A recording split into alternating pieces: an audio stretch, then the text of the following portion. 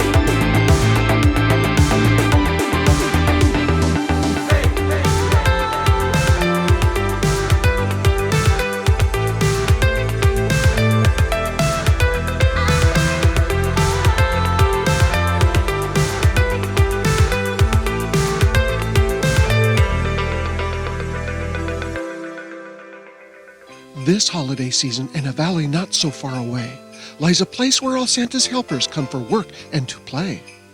It's the Mid-Valley Mall for shopping galore. It has all your favorite stores and oh so much more. With friends and with family, laughing in good cheer. We're having a great day. Come join us right here. There's a gift waiting for everyone. We're sure you'll see. The Mid-Valley Mall in Sunnyside is Santa's helper's special place to be. Fashion.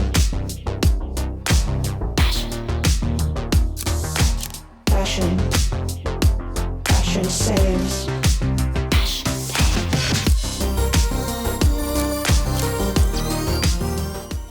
Welcome to Pacific Northwest Urbex. Today you and I are going to take a tour of the Mid-Valley Mall located in Sunnyside, Washington. We are also going to dive into the past history of this mall. Grab a refreshment and some snacks and let's get started.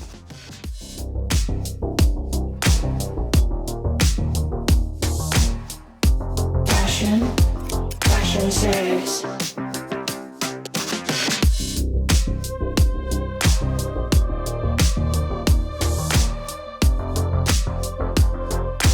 Fashion saves. Fashion. Fashion.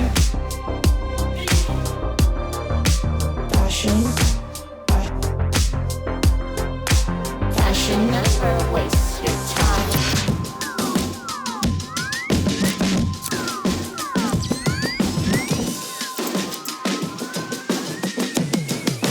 Fashion saves. Fashion. Fashion saves.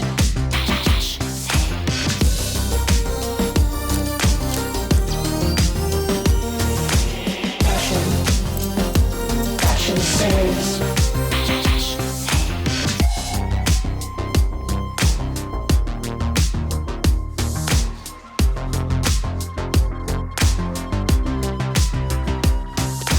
Passion. Passion. Fashion angel, winged up shoe.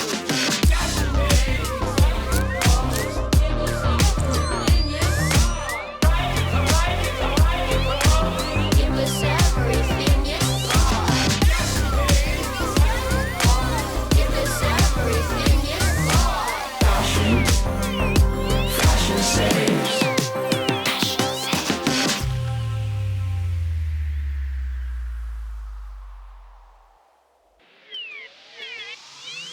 It's worth it, Passion. worth the grind. You know, fashion saves. Fashion saves. Fashion, fashion, fashion, fashion, fashion.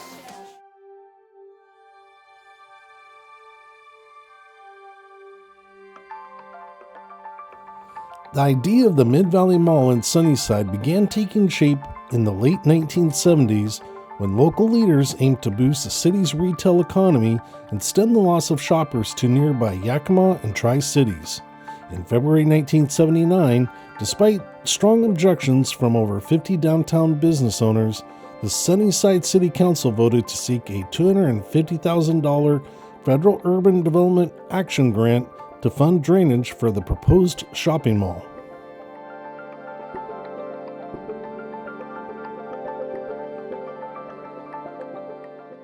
By 1980, developers E.D. McCarthy Inc. of Spokane were seeking an additional $1.2 million in federal funds for storm sewers, water mains, and highway access. Controversy continued over the use of public funds for private development.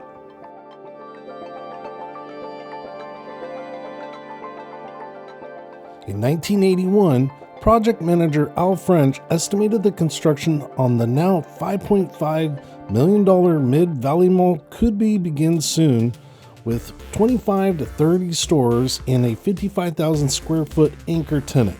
However, the high interest rates of the early 1980s stalled progress.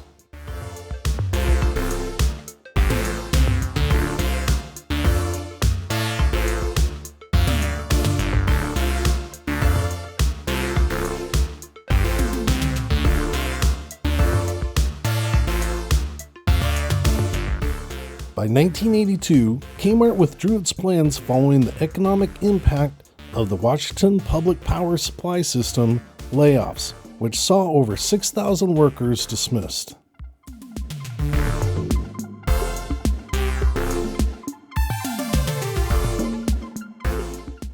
Energy Northwest, formerly Washington Public Power Supply System, is a public power joint operating agency in the Northwest formed in 1958 by Washington state law to produce at-cost power for Northwest utilities.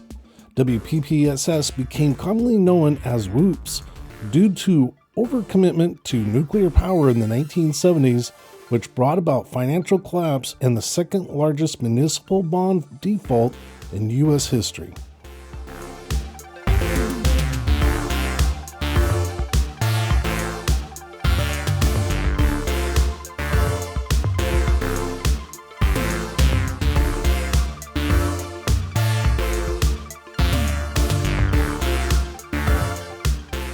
The developer found a replacement tenant in Payless Drugs, and in 1985, Phase 1 construction was underway with stores like Payless, Sprouts Ritz, Hallmark, and others opening through the year.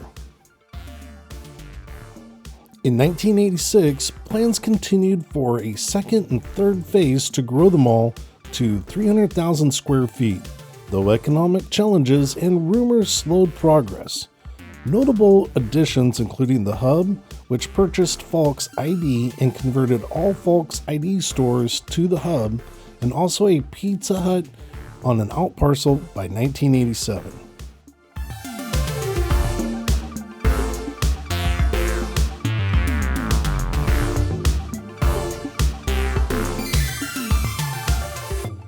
In 1997, JCPenney's would hold their grand opening.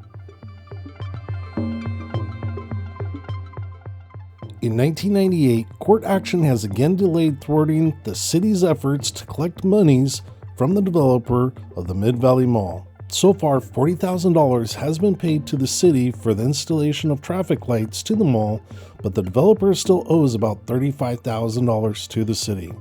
The developer had submitted plans for more mall expansion, but the city has refused to forward the plans for review until the company has paid a $6,600 inspection fee.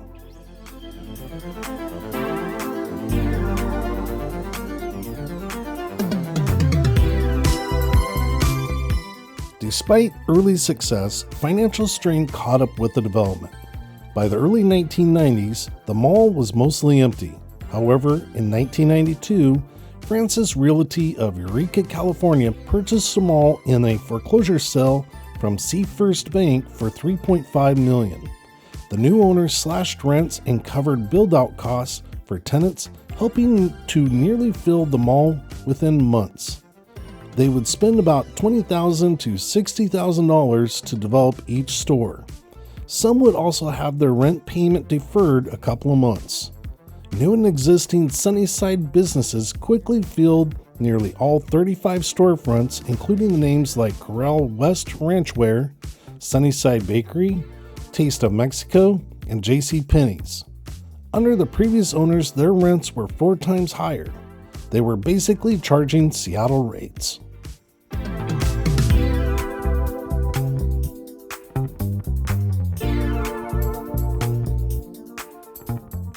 By 1994, the once failing mall was revived as a bustling shopping center seen as a model of the turnaround through aggressive leasing, affordable rents, and local business recruitment. Meanwhile, downtown Sunnyside was transitioning more towards professional services as retailers moved out.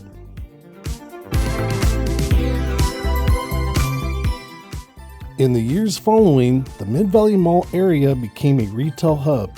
A new Kmart opened down the street in 1993, although it closed in 2002 and now is home to Tractor Supply, Planet Fitness, and Grocery Outlet. And the rival of Walmart and other national chains solidified the Yakima Valley Highway as a retail corridor.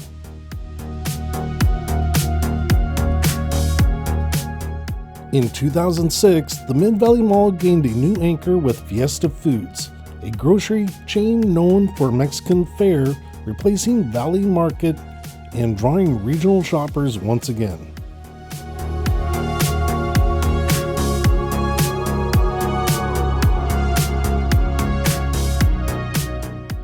On July 3, 2020, JCPenney began their liquidation sale following an announcement of JCPenney closing 136 stores on June 17th and an additional 13 stores on June 22nd of 2020.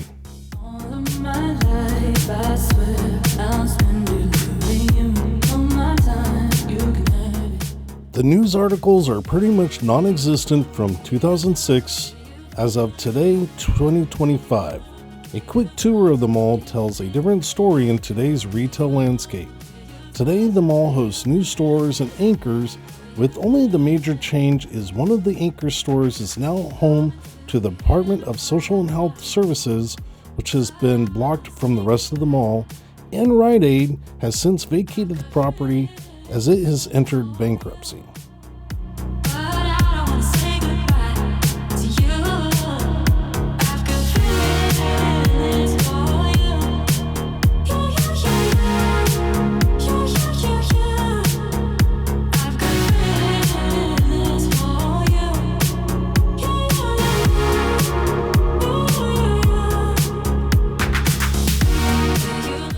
The Mid-Valley Mall spent almost a decade of the 70s as just an idea. The mall really didn't come to fruition until the early 80s. The The different phases of this mall being built faced problems from the start with land leases, working with the city, to filling in tenant spaces, different management companies and owners. Although it took many years, the mall eventually was built, only to see a decline of almost non-existent tenants from high rents.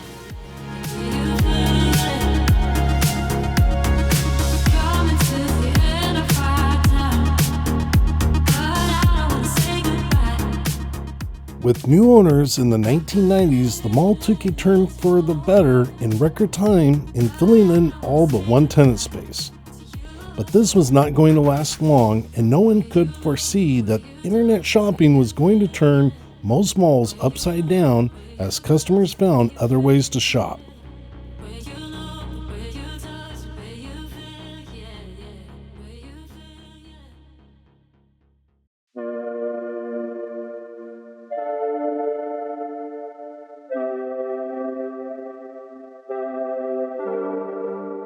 The news articles from 2006 to 2025 from the internet are almost non-existent, which is okay. Seeing the mall today, we can finish up what has happened to the Mid-Valley Mall. One of the mall anchors was walled off from the rest of the mall and is become the Department of Social and Health Services. The remaining anchor stores are Harbor Freight, Ross Dress for Less, and the Galleria La Estrella.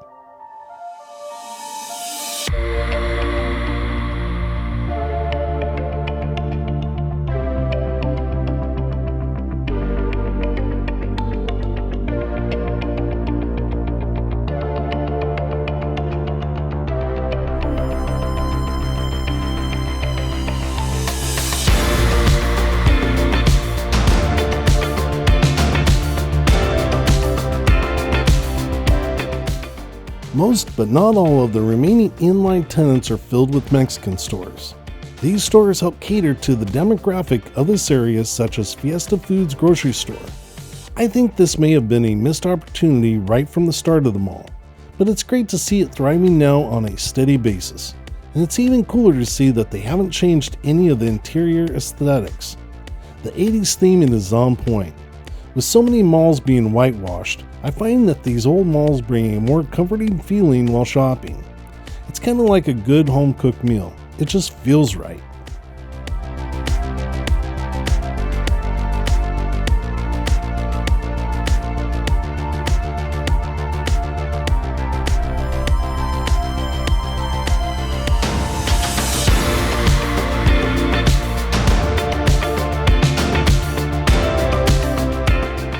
In this film, you can see a Rite Aid in the middle of the mall, and it has since been liquidated. No fault to the mall, as Rite Aid has gone through its own bankruptcy. But I am sure with so much traffic in this area, they will be able to find another tenant filling in this space in the near future. Maybe another pharmacy or a restaurant will be able to fill this space. Or it'd be great to see the large space filled with Mexican pop-up shops, filled with local vendors. I think that'd work out pretty well for this area.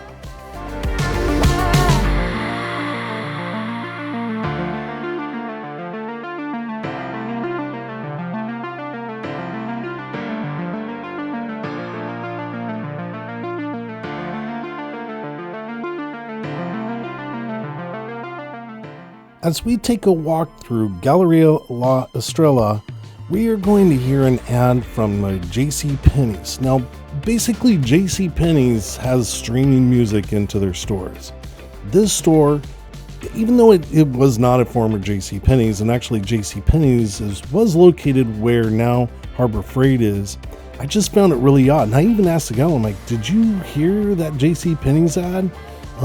Basically it's coming from the stream. It wasn't like a JCPenney's ad like for a radio station. It was coming as like this music is coming from JCPenney's in itself. She heard it. She didn't really know exactly where it's coming from. I just thought it was kind of weird.